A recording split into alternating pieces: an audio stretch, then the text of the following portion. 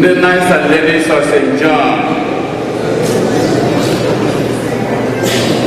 na-arịọ maka ike Chineke ka ha si were na-emekọta ọnụ wee na-arịọ ndị niile nke enyere akara n'obu ka ha kwụsie ike jidesi okwukwe ha ike were na-alụ ọrụ nke akọrọba.